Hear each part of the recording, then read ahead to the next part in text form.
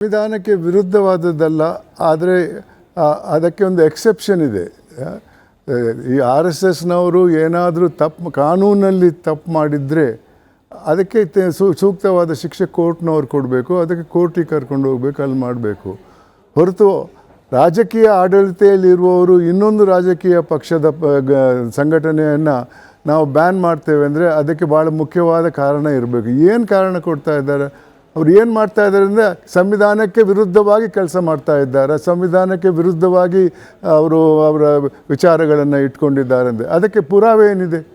ಏನು ಸಂವಿಧಾನಕ್ಕೆ ವಿರುದ್ಧ ಮರ್ಡರ್ ಮಾಡಿದ್ರು, ಕಳ್ಳತನ ಮಾಡಿದರು, ಇನ್ನೇನಾದರೂ ಮಾಡಿದ್ದಕ್ಕೆ ಪುರಾವೆ ಬೇಕು. ಅವರೇನೋ ಮೀಟಿಂಗ್ ಮಾಡ್ತಾರೆ, ಪೆರೇಡ್ ಮಾಡ್ತಾರೆ, ಹೋಗ್ತಾರೆ, ಅದರಿಂದ ಸಂವಿಧಾನಕ್ಕೆ ಏನು ವಿರುದ್ಧವಾದದ್ದಲ್ಲ ಅದು. ಯಾವುದೇ ಒಂದು ರೀತಿಯಲ್ಲಿ ಕಾನೂನಿಗೆ ವಿರುದ್ಧವಾಗಿ ಕೆಲಸ ಮಾಡ್ತಾ ಇದ್ದರೆ ಅಂಥ ಸಂಘಟನೆಯ ವಿರುದ್ಧ ಬ್ಯಾನ್ ಮಾಡುವ ಅಧಿಕಾರ ಸರ್ಕಾರಕ್ಕೆ ಇದೆ. ಆದರೆ ಬರೀ ಒಂದು ರಾಜಕೀಯ ಪಕ್ಷಕ್ಕೆ ಸೀಮಿತವಾದಂಥ ಗುಂಪು ಅಂತ ತಿಳ್ಕೊಂಡ್ಬಿಟ್ಟು ನೀವು ಮಾಡುವುದೆಲ್ಲ ಮಾತಾಡುವುದೆಲ್ಲ ಸಂವಿಧಾನಕ್ಕೆ ವಿರುದ್ಧವಾದದ್ದಂತ ಹೇಳಬೇಕು. ಇಲ್ಲ, ಯಾವ ಪರ್ಟಿಕ್ಯುಲರ್ ಆ್ಯಕ್ಷನ್ ತೋರಿಸ್ಕೊಡ್ಬೇಕು, ಯಾವ ನಡತೆಯಿಂದ ನೀವು ಸಂವಿಧಾನಕ್ಕೆ ವಿರುದ್ಧವಾಗಿ ಮಾಡಿದ್ದೀರಿ